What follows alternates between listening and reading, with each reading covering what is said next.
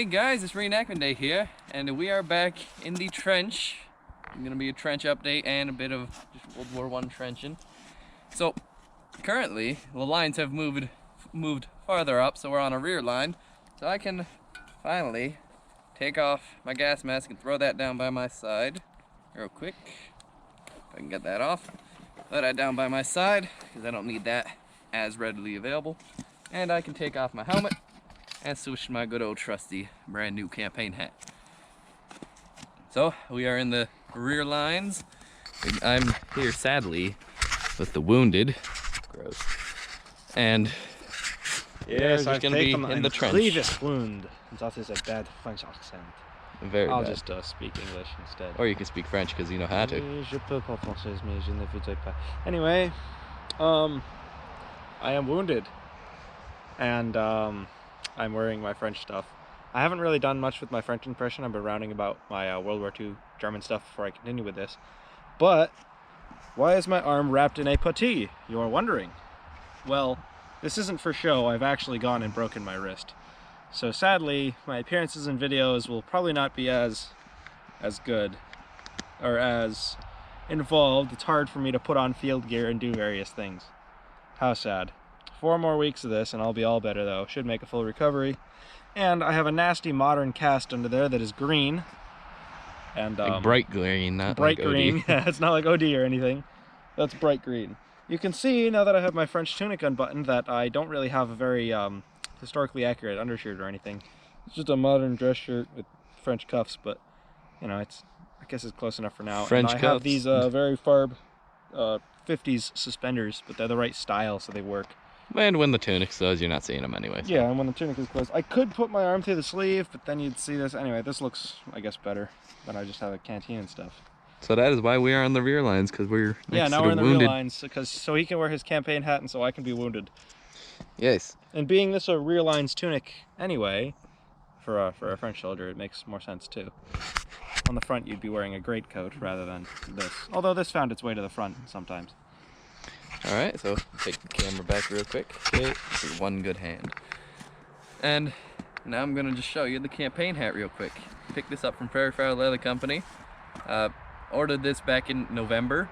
It finally arrived because the guy who made these had surgery, so he couldn't really do anything for a while. But it was well worth the wait. I'm very happy with it. Now, it is made out of felt and very nice, like, let's see, what is this? Ribbon thing cut around the end, as you can see right there. And of course, you got the blue cord across for infantry, and the chin strap. The small leather chin strap. If you look on the inside, a very nice liner, brand new. And it's just a very nice hat. And now, for those of you who know about these hats, yes, there are 5 lines of stitching. So, fits my head perfectly, almost like it's my size. So, and there's the hat.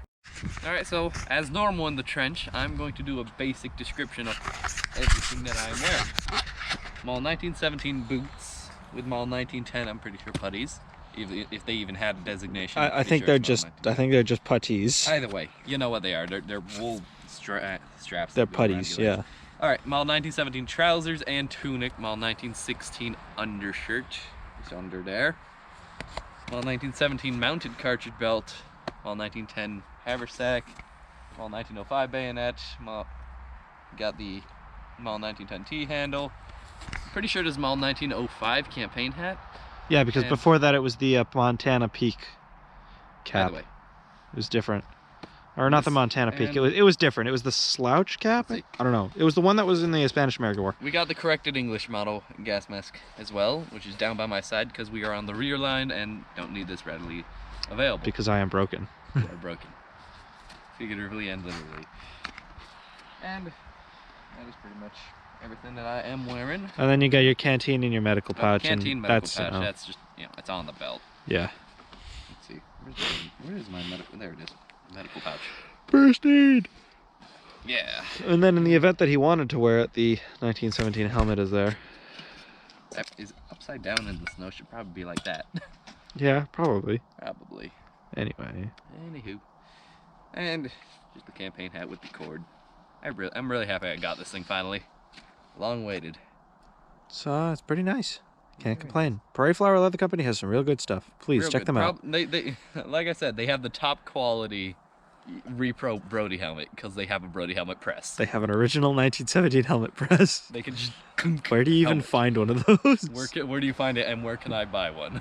Exactly. Anyway. But so I'm just gonna real quick go over a couple differences that I've noticed with the, well, a difference that I noticed with the modern drill sergeant's cap. The top bit is taller than the modern ones. So that's something. And I'm pretty sure there's something different with the stitching, considering everybody's saying, oh, is it a 5-stitch hat? So there must be something different to make them say that. Alrighty, so I don't know if I mentioned this last time or if this was what was happening last time, but I think last time I was on camera on this channel, I was wearing American brown, American or British style puttees.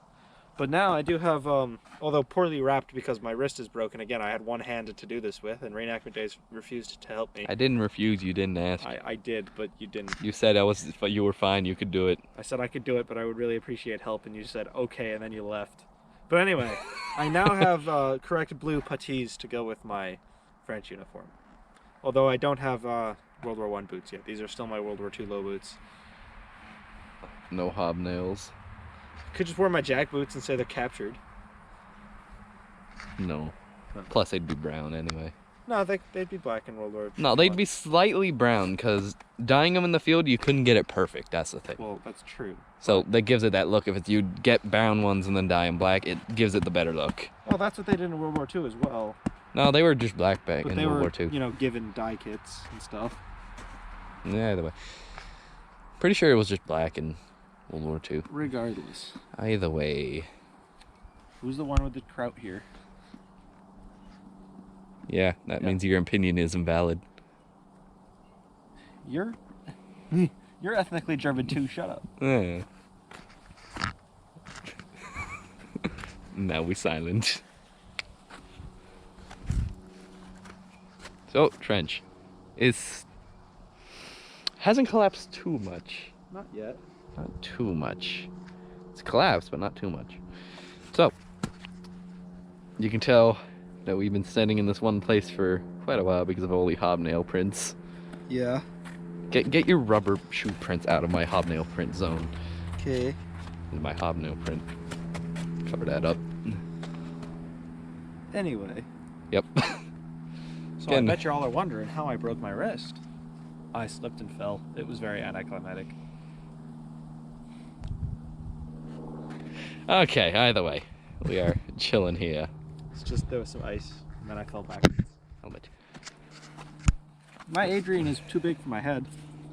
So, but it's you can't really find repros that are in the right size, and originals are very expensive. So my solution here was to get some rolled up pieces of canvas, stick them in the liner, and it makes it the right size, sort of. Very nice. At least it fits on my head. All right, here is a bit of a trench update. You can see that the trench is more or less been in better shape, but we can't do much because the ground is rock hard because That, you know, snow. Yeah, it's winter, so Correct. can't do too much. We're probably in the summer trench plans a little bit. We're gonna deepen the trench, make it more a World War I trench. We're gonna take the probably these down and rearrange them a lot better. We're gonna make corrugated steel walls. Corrugated steel walls too. Along with, we could also just do wood walls. So Let's see. We got right here branch and the sandbags.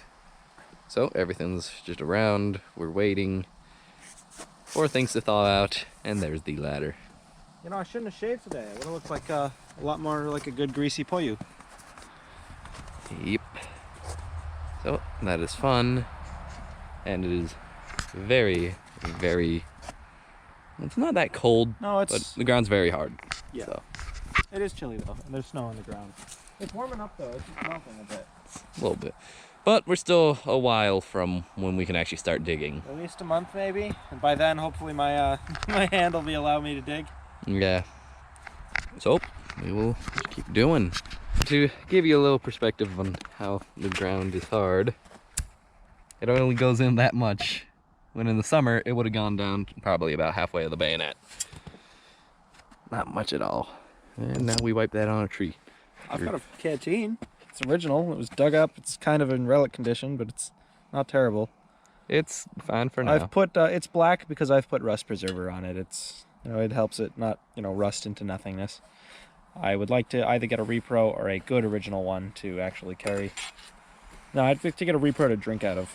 The French often carried more than one of these canteens anyway, so that'll be something I'll do for this impression when I get back to it. Yes, and now that my World War I impression's pretty much complete, here, hold on, just hand you the camera, Put you around. Now my World War I impression is complete, you can start expecting World War I impression videos, like early war, the campaign hat. I do not have model 1912 wools, but I do have model 1910. Model 1912. Right, 12 khakis, kind of. Well, the summer cotton uniform, yeah, the one that was that's what it's called. Cotton used uniform. during the Mexican-American conflict. Mexican-American conflict made its way to World War I very rarely, and when pretty much they were training in the U.S., they could have that as well.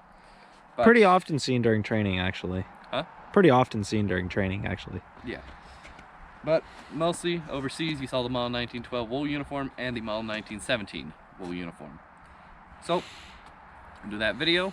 And I actually got a special year of impression coming out with this. I won't spoil it just yet. Let's just say it's the 20s.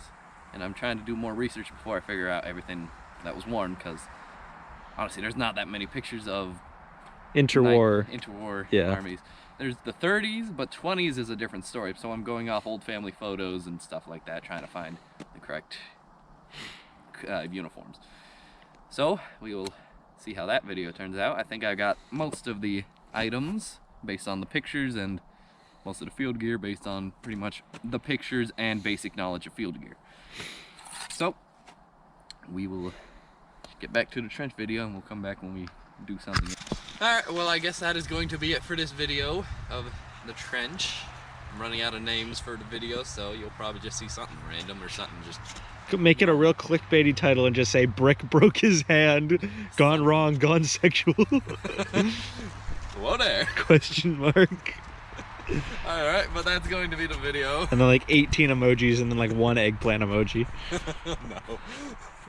Either way, that's going to be the video. Hope you enjoyed. If you enjoyed, please like and subscribe. Any video ideas, please put them in the comments. And I'll see you guys later.